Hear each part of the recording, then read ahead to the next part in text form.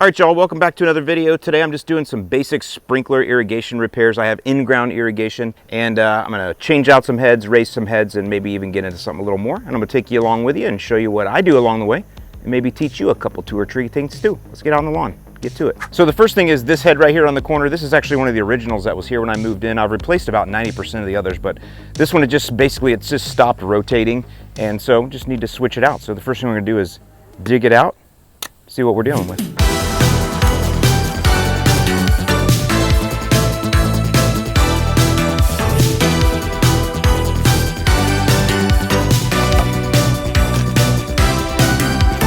All right, so you can see I get down in here, and you can see down there, there's the elbow that the sprinkler is attached to, and then this is the lead right here. This is a flexible pipe lead. So all you gotta do is just unscrew it. There we go. Now we can kind of see what we're working with. We got a female end right there on that elbow, a threaded, whatever they call that, threaded female. Yeah, those were my favorite in college. All right, now this is the fun part of working on irrigation, especially at a home that's been here. This one's been here for, I don't know, like 20 years or so. You have all kinds of interesting things you find underground, and that's what makes this challenging. So what you're looking at underground there is this is a flexible lead. So this flexible lead is actually cemented into there like that, and then you can see we have 1/2-inch threads on this end. And you can see this is the old head here that was screwed down in there like that. So what I have to do is I have to find some way to get this new head onto there. So I have 3/4-inch threads here, and I have 1/2-inch threads there. And so that's where this is a reducer, and it's also a riser. So what you're gonna see is multiple 3/4-inch threads right here, and then I got a 1/2-inch thread on the bottom. So this is gonna go down in there and go to the screw in there, and then this will screw on the top right here. Now you can see that's super tall, and that's why I can cut off this one, this one, this one, or that one. Well, not that one, that's the lowest one. So now I need to measure. But you can see when I'm all done, I'll have a brand new replaced head, and it's all because I just happen to have this part right here, this part right here in stock. And so the most important thing you're gonna realize when you have an irrigation system is that you have to have spare parts. So this is my irrigation spare parts bin, and I have pretty much everything in here. Anybody that's worked on irrigation systems, you have such a thing.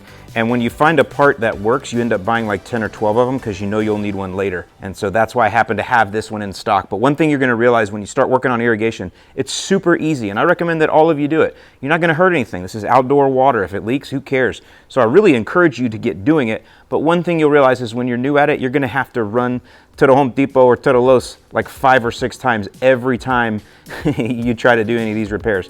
Except for me, I've been doing this long enough, so I have enough spare parts built up. But definitely get yourself a spare parts bin so you don't have to run to the store too often.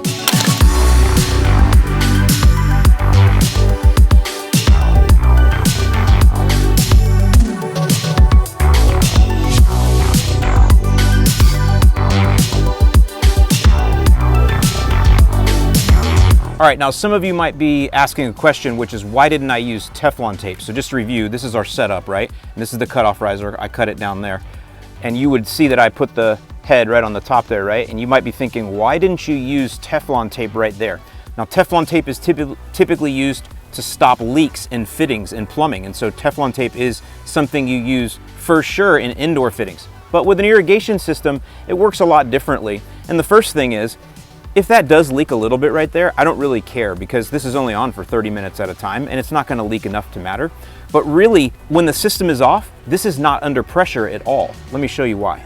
So an irrigation system works completely different than what's inside your house. And an irrigation system outside is controlled by these valves.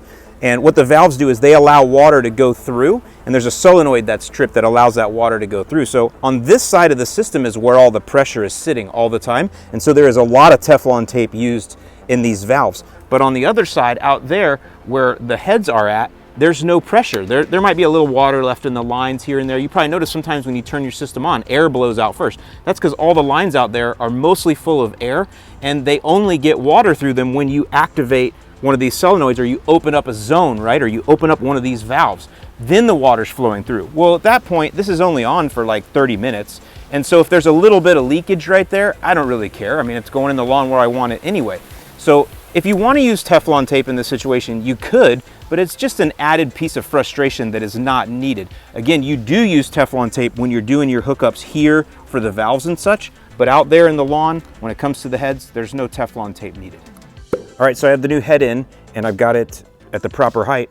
Now I'm gonna fill the hole back in. Now I like to use sand for this. I use sand for everything, I guess you can see, but it's just easier. Sand fills all the voids, fills all the gaps. It's easy to level things back out.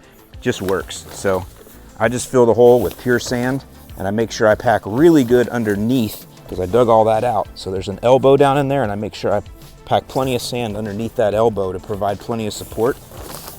And then from there, just filling up all around it.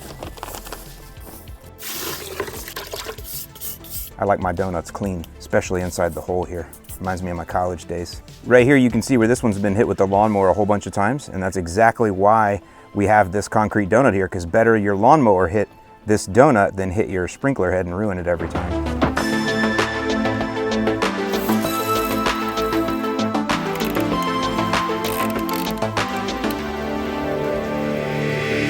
Okay, so I got that head changed out and you can see that it's spraying the sidewalk. So what I need to do is I just need to change the angle of the spray. And so these are Toro Rapid Set. And by the way, this is not sponsored. I just got a bunch of these years ago when I did a project with them.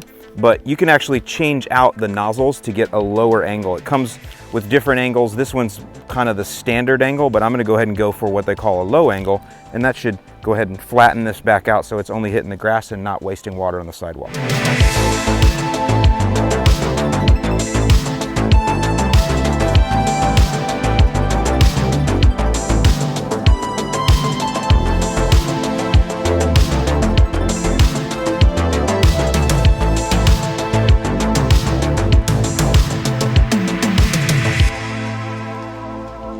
All right, y'all, so that's all I got for you today. Just a quick job there. I'm gonna be doing some more irrigation videos coming up in the future. I did want to just reiterate one thing I said. Hey, who cares if this leaks? I mean, I don't want it leaking. We don't want to be wasting water. But the reason I say that is because this is an approachable DIY project. It's not like doing plumbing inside your house where if you try to hook up your toilet and you do it wrong, you could flood and make thousands of dollars of damage inside your house. That's not gonna happen here. So that's why this is such an approachable project for a DIYer. I still want you to take it seriously, but I don't want you to be scared of it. And I think you'll find that once you start digging in, you're gonna find all kind of crazy things. Like I mean, this is a pretty standard hookup here, but I found some heads that are hooked up in all kind of strange ways, and that's what makes it fun and always a challenge. But again, something you can easily learn to do and overcome. With that, I hope this video has been helpful to you. Leave me your comments, questions below, and I'll see you in the lawn.